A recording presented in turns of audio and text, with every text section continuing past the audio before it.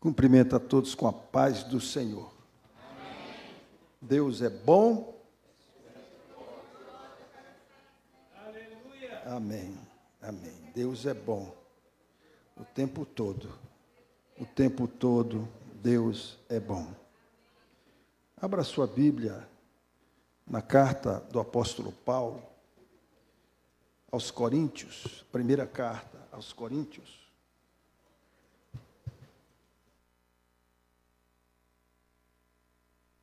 Versículo de número 18. Paulo, primeira carta aos Coríntios, capítulo número 1, versículo número 18. Glórias a Deus. Diz assim: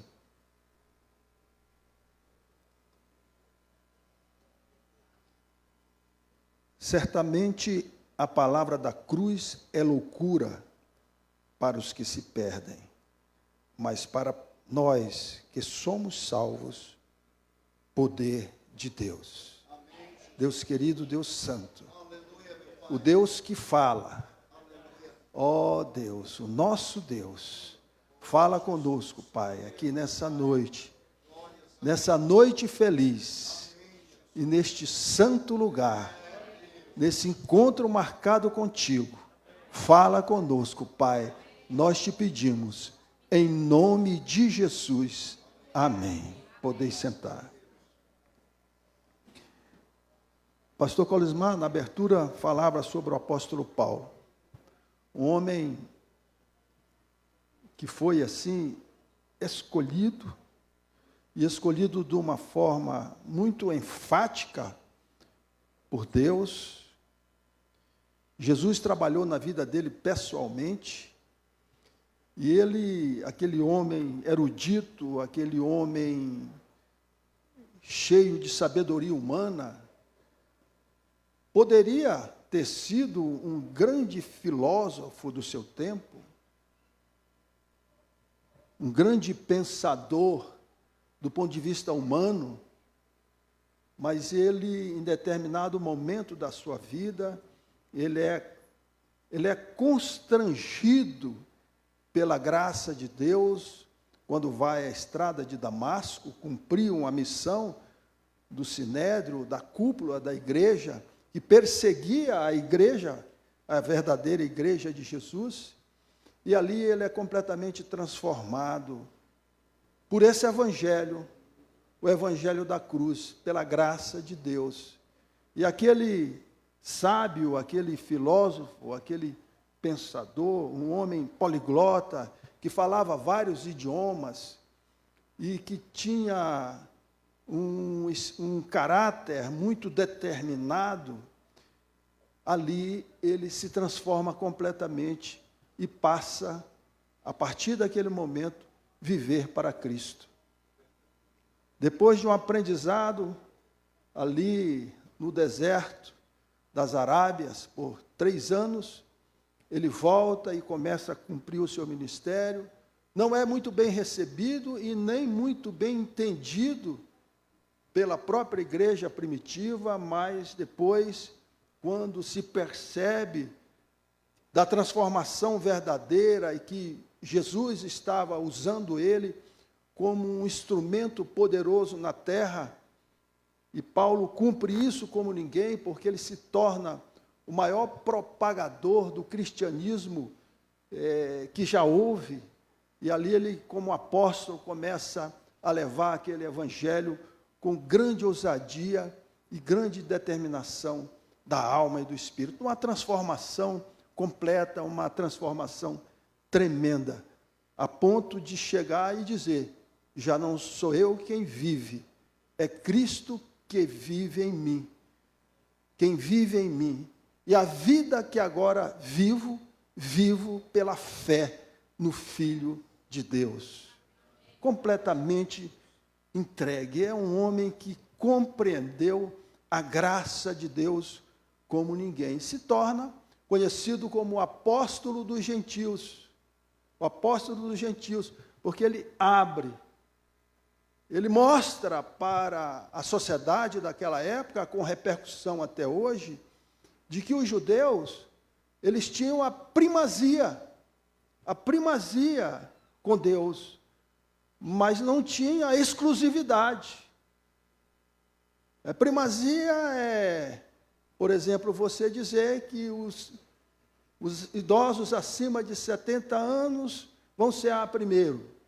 Então tem uma certa prioridade, mas isso não exclui os outros de também cearem, de também participarem. Então os judeus tinham a primazia, mas eles não tinham a exclusividade da graça de Deus. E ele começa a abrir o evangelho para todo mundo conhecido. E ele sofre como ninguém, mas com muita determinação.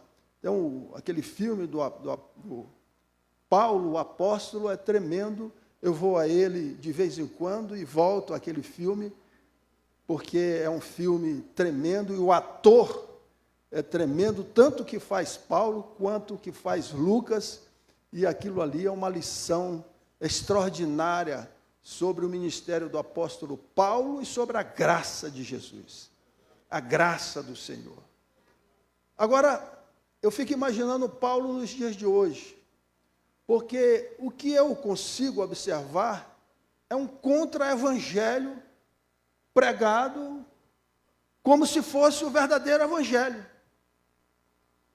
Porque os que prosperam hoje nos púlpitos das igrejas por onde andamos, na sua maioria, não na totalidade, mas na sua maioria, principalmente, às vezes lotam até estádios, são coaches, são aqueles que defendem um evangelho que é totalmente diferente desse evangelho do apóstolo Paulo. Eu fico imaginando se o apóstolo Paulo chegasse hoje para ministrar, como que ele seria recebido? Nas convenções, nas conferências, nas festas, se ele seria recebido. Nem como, se ele seria recebido, se ele teria oportunidade para ministrar a palavra.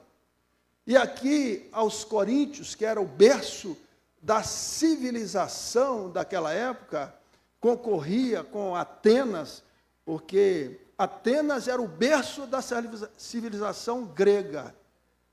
E a cidade de Coríntios era o berço da civilização de Roma, da dominação romana.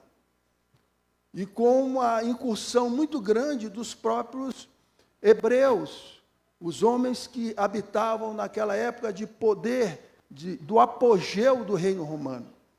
E ele fala desse evangelho da cruz com uma consciência muito grande. Eu queria que você lesse aqui comigo essa carta do apóstolo Paulo, para que a gente possa entender o que é esse evangelho, o que é essa loucura que ele fala, e que Deus é esse que é atribuída pelo apóstolo Paulo, uma loucura que confunde os sábios, que causa asco às vezes para aqueles que se acham entendidos.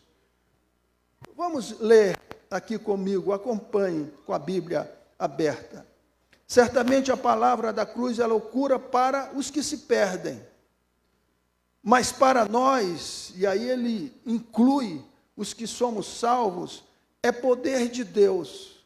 Lá em Romanos capítulo 1, versículo 16, ele diz assim: eu não me envergonho do evangelho, porque o evangelho é o poder de Deus. Irmãos, o evangelho é o poder de Deus. O evangelho é o poder de Deus para transformar a vida das pessoas. Eu sou testemunho disso, de que o evangelho transforma. O evangelho tem a capacidade, a aptidão, a suficiência e a eficiência para transformar pessoas. Foi por isso que quando nós lideramos aí o sistema prisional e a segurança pública do Estado, nós defendíamos isso com toda a veemência. que o Evangelho transforma, que o Evangelho tem o poder de transformar aquele bandido, aquele fora da lei, se ele for impactado pelo Evangelho, e a igreja que entende e compreende, vive esse poder transformador, ele pode ser alcançado pelo poder do Evangelho da cruz. E a igreja não pode perder esse discernimento, essa direção. A igreja não pode cair na esquizofrenia do mundo. Quantas vezes, como autoridade pública, eu ouvi as pessoas dizer: doutor, esse aí não tem jeito. E quantas vezes eu olhava para aquela pessoa e dizia: tem jeito sim, tem jeito sim. Porque o Evangelho é isso.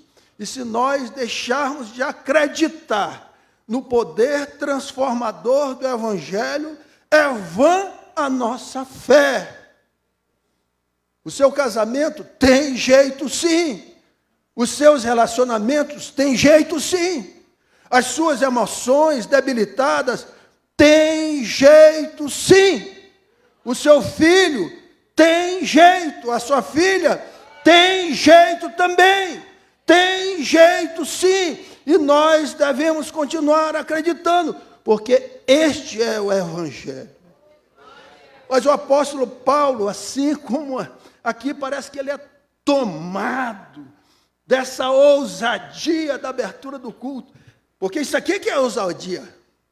Ousadia não é gritar, ousadia não é a eloquência, é isso que ele está dizendo, que a ousadia do Evangelho não é a eloquência e a erudição do mundo. Ele diz: eu destruirei a sabedoria dos sábios. Ele está falando aqui para a cidade-estado de Corinto, que era considerada a cidade mais culta do domínio greco-romano. Ele está dizendo: olha, eu destruirei a sabedoria dos sábios e aniquilarei a inteligência dos instruídos. E ele diz: onde está o sábio? Cadê o sábio? E ele fala para todos: onde está o escritor, o escriba, ou o inquiridor deste século? Porventura não tornou Deus louca a sabedoria do mundo? Eu escrevi um artigo, foi publicado esses dias aí, falando, o título do artigo era O Elogio da Loucura, que eu reproduzo um artigo de Erasmo de Roterdã, que tem esse título, é um livro dele. Porque eu fico imaginando, pastor Cosmo, e eu coloco lá no artigo, e muita gente não gostou daquele artigo. Eu recebi muitas oposições e muitas críticas, mas eu digo que mundo louco, é como aquela música do Raul Seixas: para o mundo que eu quero descer, porque está louco. Com todo respeito à pessoa, mas fazendo uma crítica à arte, como que uma música da Anitta, não sei se vocês já ouviram, é a música mais rodada na face da terra, bilhões de espectadores, e o vídeo é uma verdadeira bobagem. Então, aí eu paro, penso, eu digo: eu estou fora de órbita. Mas, de certa forma, é o que Paulo diz. Quando Pablo Vittar é o mais acessado artista das redes sociais, Wesley Safadão, olha o nome, é o mais procurado e admirado. Não estou falando da pessoa, com toda a autoridade, e como servo de Deus, eu estou falando da obra, da arte. Parem, pensem, reflitam. Eu digo no artigo: vocês sabem quem é a pessoa hoje mais procurada no Rio de Janeiro para ser candidata a deputado federal? o mendigo do amor. Gente, parem, pensem, reflitam. Ou isso é uma coisa séria, ou é a bandalheira total, a bancarrota total. Aí Paulo chega para os eruditos do seu tempo e diz: pare aí e pensem, onde está a sabedoria de vocês? Onde está o escritor? Aí ele vai mais além. Eu gosto muito do Colismar, porque o Colismar, ele não, quando ele ministra, ele não sai fora da palavra. Eu ainda vou buscar alguns recursos para poder tentar chocar mais. Mas é bom que a gente fique na palavra. Então vamos voltar à palavra do apóstolo Paulo. Visto como na sabedoria de Deus, o mundo não o conheceu por sua própria sabedoria. Então ele está dizendo assim, o mundo não quer Deus pela sua sabedoria. Então Deus teve que apelar para salvar os que creem pela loucura. Porque a cruz é uma loucura. O evangelho da cruz e a pregação do evangelho da cruz é uma loucura total. Porque tanto os judeus, porque os judeus diziam que o quê? Que a pregação do evangelho era o quê? Era um verdadeiro escândalo.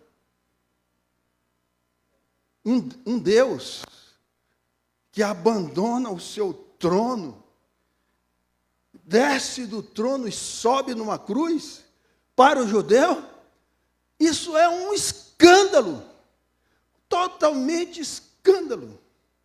Então, mas eles queriam sinais, eu quero um sinal. O feijão vai se transformar em comprimido. É um sinal, eu quero um sinal. Como os gregos buscam sabedoria.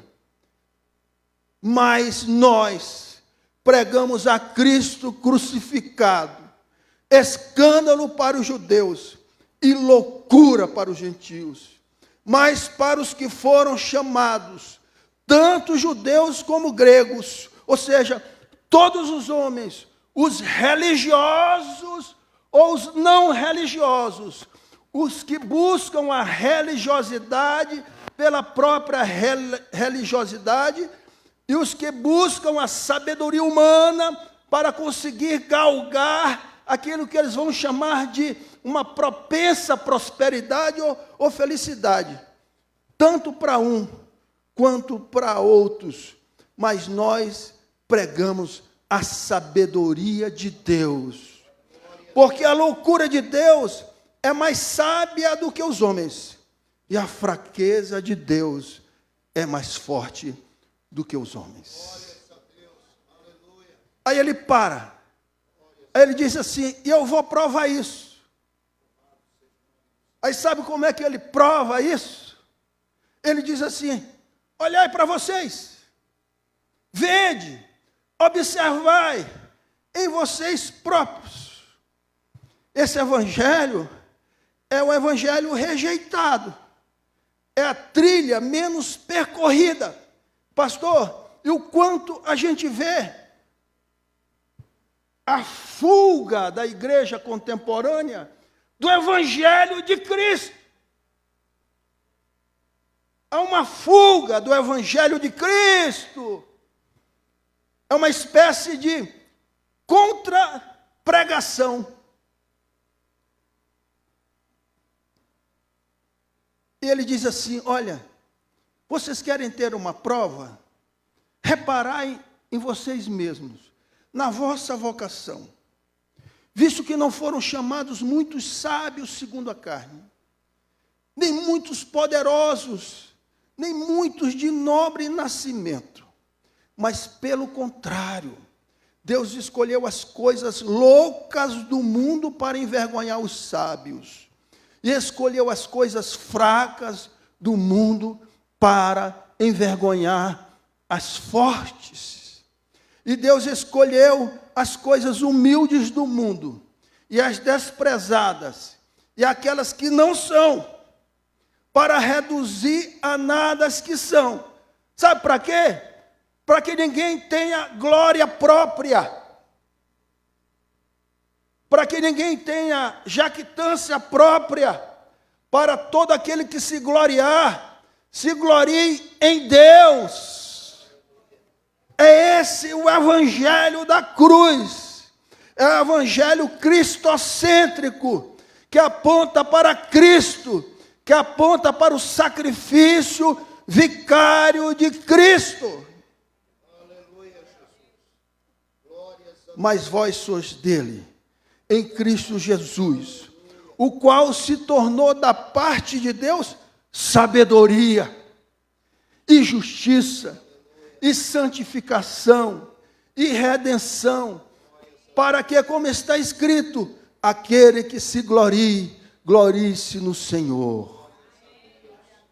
Aí ele adiante, ele vai na sua pregação. A minha palavra, a minha pregação não consiste em linguagem persuasiva de sabedoria humana, mas em demonstração do Espírito, do poder de Deus.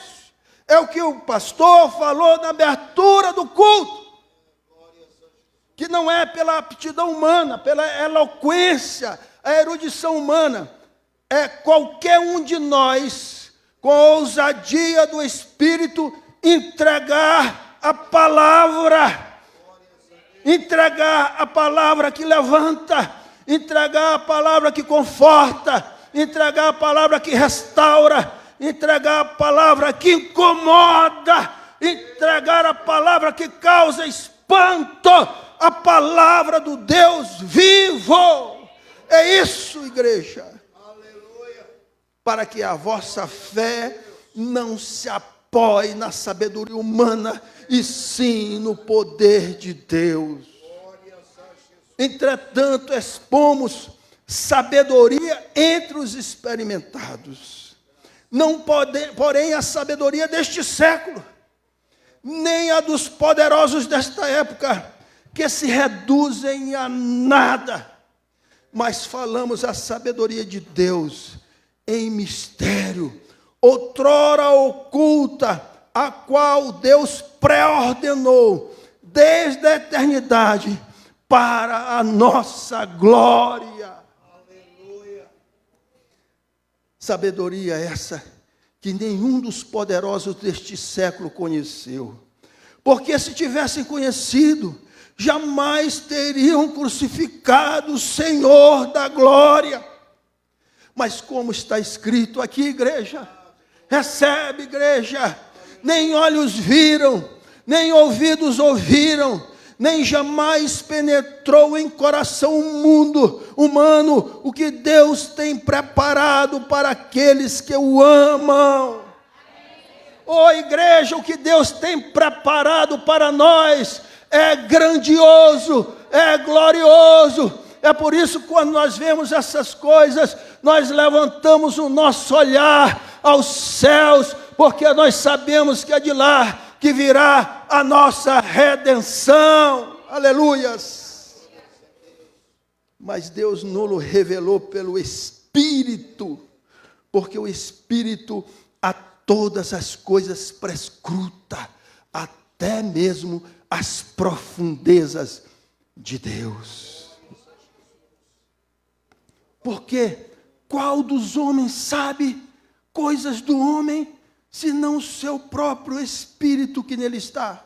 Aqueles segredos bem escondidos, quem sabe mais do que o seu próprio Espírito? Assim também as coisas de Deus, ninguém as conhece, senão o Espírito de Deus. Ora, nós, a igreja, não temos recebido o Espírito do mundo, e sim o Espírito que vem de Deus, para que o conheçamos o que por Deus nos foi dado gratuitamente. Disto também falamos, não em palavras ensinadas pela sabedoria humana. O que tenho aprendido aqui. O que tenho aprendido do púlpito. O que tenho aprendido através da palavra de Deus. O que tenho buscado no oculto. O que tenho buscado ali no quarto, com as portas às vezes trancadas. Buscando do Espírito, não em palavras ensinadas pela sabedoria humana, mas ensinadas pelo Espírito, conferindo coisas espirituais com espirituais. Ora, o homem natural não aceita as coisas do Espírito de Deus, porque eles são loucura. E não pode entendê-las, porque elas se discernem espiritualmente. Porém, o homem espiritual julga todas as coisas, mas ele mesmo não é julgado por ninguém. Pois quem conheceu a mente do Senhor que eu possa instruir? Nós, porém, temos a mente de Cristo. Esse é o evangelho da cruz. É o evangelho que chega para um brutamonte e vê ele desmoronar através do poder da palavra de Deus. É o evangelho que tem que ser anunciado para essa sociedade que está morrendo. Os índices de suicídio são alarmantes. Porque as doenças psicossomáticas, as doenças da alma, elas estão matando as pessoas abruptamente e também aos poucos.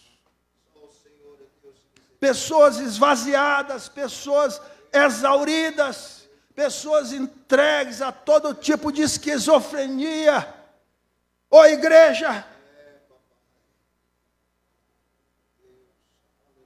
esse é o evangelho que muitos rejeitam e que parte da igreja começa a rejeitar de maneira terrível, porque há uma inteligência cósmica batalhando nas mentes das pessoas, levando um falso evangelho.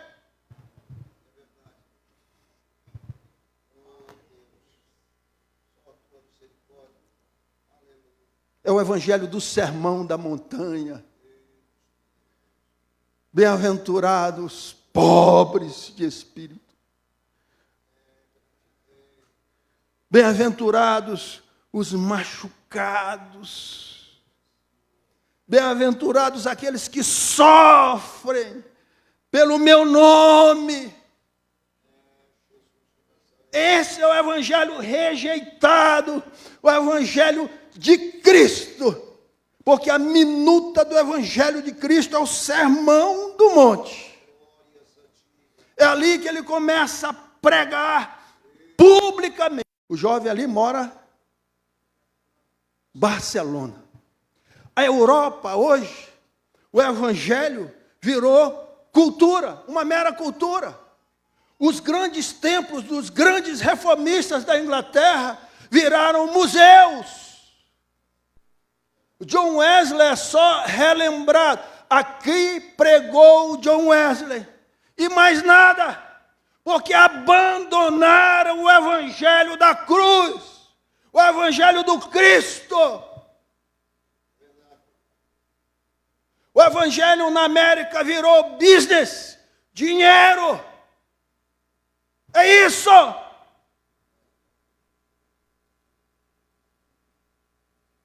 O evangelho do amor contra o ódio, do perdão contra a vingança, de quem se dispõe a andar uma milha, tomar a capa, anda mais uma milha. Nós criamos aqui em Goiás um programa que chamava Segunda Milha, para que as pessoas pudessem entender o que é caminhar essa segunda milha.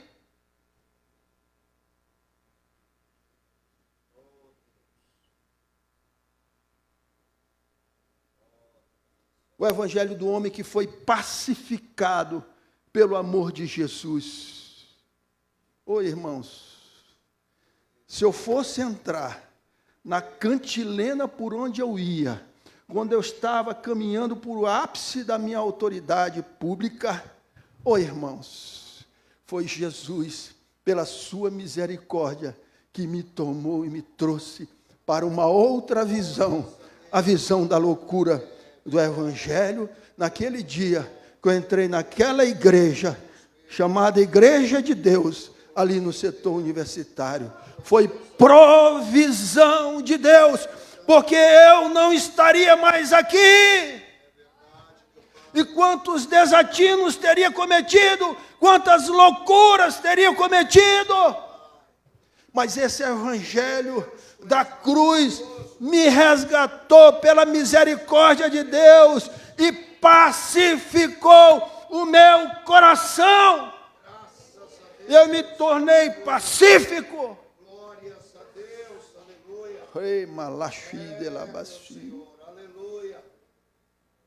Operas, maravilhas. Essa pacificação que entrega o outro lado da face a quem bate. Mamãe, ela dizia para mim, olha, essa parte é difícil para mim. Mas é o Evangelho da cruz. Se alguém te ferir de um lado, oferece o outro. É o Evangelho. É aí que você vai ganhar a vida eterna.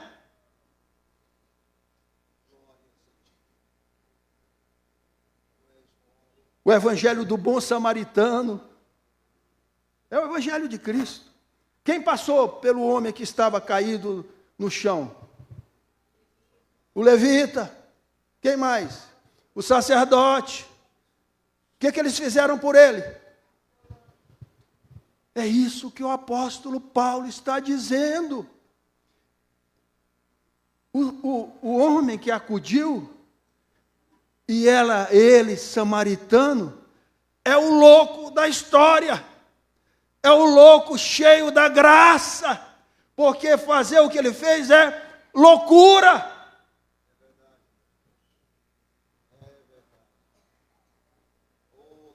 Passou esses dias, eu estava numa grande igreja. Não vou poupar denominação, vou poupar.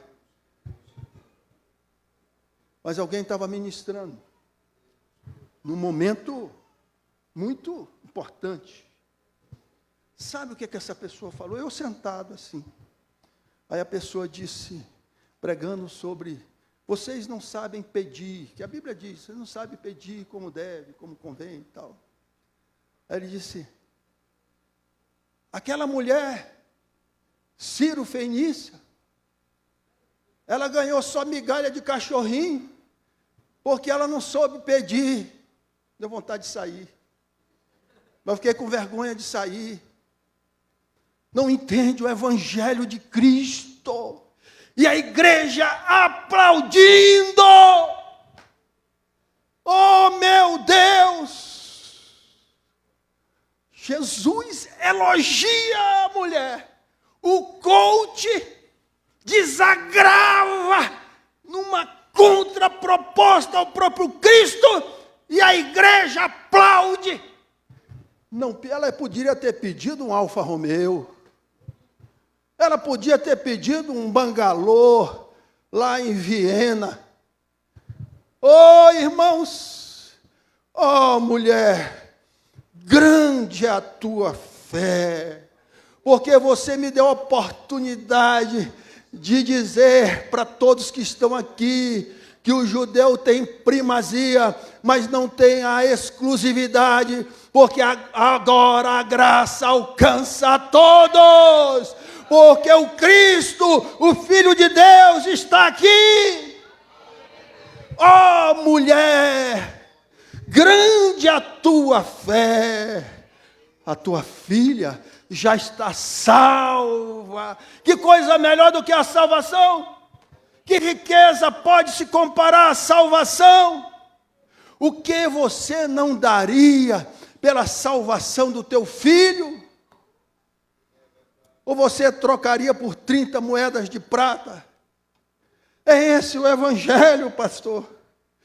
O Evangelho da prostituta, do ladrão preso na cruz, chamado Dimas. Hoje mesmo estarás comigo no paraíso. É isso, irmãos. O Evangelho é poder, ele pode transformar. Ele pode transformar. Mesmo contra todas as correntes e todas as marés humanas, ele pode transformar. Não caiamos nessa cantilena. Voltemos à simplicidade do Evangelho da cruz de Cristo. Loucura para os que se perdem, mas para nós o poder de Deus. O Evangelho é o poder de Deus. Olhem para vocês, olhem para os testemunhos dos heróis que vieram antes de nós, olhem para Abraão, como é que ele começou, olhem para Sara, que era estéril. É assim, transforma do nada, e traz e faz grandes coisas. Olhem para vocês mesmos, e reparai a natureza do vosso chamado. Aquele homem que chega aqui de bicicletinha, e senta naquela segunda cadeira ali. Olhem para essa vocação. Oh, irmãos, sabe para quem eu olho? Eu olho para meus avós, Cícero e Francisca. Esses dias eu fui lá no Ceará conhecer pela primeira vez. Chego lá numa cidade chamada Parambu. Um sertanejo, um homem do campo, semi-analfabeto, mas um homem de grande inteligência. Revelou através de Deus a maior obra ali nos rincões do Ceará. E eu chego lá e vejo uma igreja presbiteriana até hoje. E as pessoas dizem, e o Evangelho começou aqui, através da obra de um homem chamado Cícero de Freitas, que pregava o Evangelho de sol a sol, de noite a noite, em todos esses lugares, andando a pé, como um louco. Lembro de mamãe Antônia, todas essas pessoas que chegavam lá em casa, ela dizia, já está com o passaporte no bolso? Que passaporte? Eu não vou viajar? Vai fazer a viagem. E esse passaporte tem que estar no bolso. E a caneta é de ouro. Ela é assinada por Jesus Cristo. E a tinta é o sangue do Cordeiro. E ali ela começava a pregar. Uma quebradeira de coco, irmãos. Esposa de um lavrador da roça, que criou todos os filhos no joelho, que fez uma aliança, e ela contava para nós, eu fiz uma aliança com Deus, de Deus preservar a minha vida, e para que eu possa ser bênção para os outros. Todas as vezes que eu entro numa igreja, eu dou uma oferta, e nunca pararei de ser uma ofertante e uma dizimista, e a arma dela era o joelho. Reparai, é o que o apóstolo Paulo diz aqui, olha, reparai na vossa vocação. Você sabe quantas pessoas morou sob o teto de Antônia? 10 filhos, mais papai, porque ela era a sacerdotisa ali, e mais uns 30 agregados. Todos formaram, todos receberam a palavra, todos se converteram. Hoje tem médicos, dentistas, advogados, formados, professores, pedagogos do joelho, obra do joelho. É isso que o apóstolo Paulo faz. Reparai na vossa vocação. Reparai em vocês. O Evangelho discernido apenas pelos que ouvem a voz do Espírito, a quem é revelado as profundezas de Deus. O Evangelho que procede da mente de Cristo, isto é, da razão de Cristo, o Filho de Deus. não podemos jamais rejeitar esse evangelho do Senhor. Se alguns estão abandonando o evangelho, se os púlpitos estão sendo substituídos, os pastores, pelos coaches. Pablo Marçal, acho que foi ontem, ele deu uma entrevista de 2 páginas na televisão. Vocês conhecem, né? Ele disse, eu não sou coach, não me chamam de coach. Mas o que você é?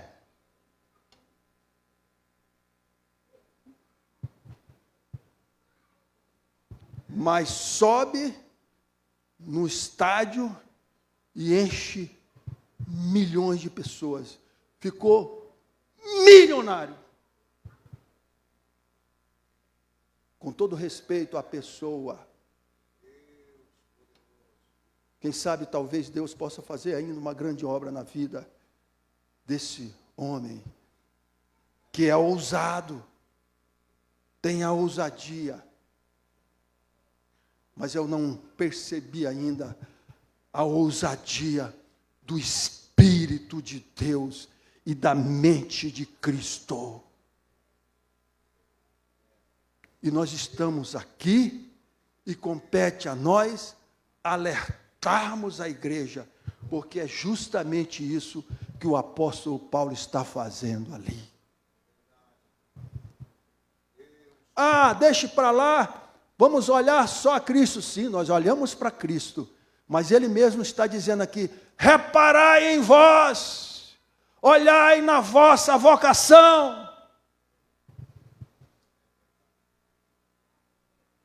O evangelho da cruz é loucura para os que se perdem. Essa pseudo-prosperidade foi que quase arrastou Asaf para o precipício. Quase os meus pés resvalaram. Salmo 73. Conhece o salmista Asaf? Então vão e abram no Salmo 73 e vão ver a confissão de quem só foi entender o que é prosperidade quando entrou verdadeiramente no santuário, embora sendo um levita, não tinha ainda entrado no santuário de Deus. Prosperidade é ter o Espírito Santo de Deus em nosso coração. Buscar em primeiro lugar o reino de Deus e a sua justiça, e todas as outras coisas vos serão acrescentadas. Isso é prosperidade. Não é carro, não é poder humano, é o que o apóstolo Paulo está dizendo aqui. Mas a igreja está sendo empurrada de um lado para isso, e por outro lado ao ódio, ao rancor, ao discurso do racismo, ao discurso do CPF cancelado. Oi, irmãos.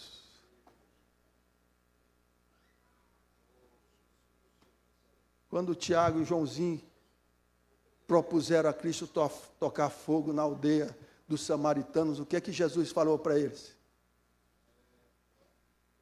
Vocês não sabem de que espírito sois, porque o Filho do Homem não veio para matar ninguém, o Filho do Homem veio para trazer vida e vida em abundância. Se coloque em pé. Oh, Deus querido. Oh, Deus bendito, que nós possamos, aqui no momento da ceia, em memória, daqui a pouco, entendermos a graça, a multiforme graça. A multiforme quer dizer variadas formas da graça de Cristo, variadas formas do amor de Jesus.